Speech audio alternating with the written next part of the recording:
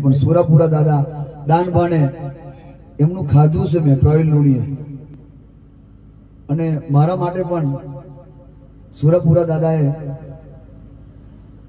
આજે 9 વર્ષ પહેલા એવું વેણ બોલ્યા હતા, અને એ વેણ કદાચ કોઈ જોયું પણ હશે ને સાંભળ્યું પણ હશે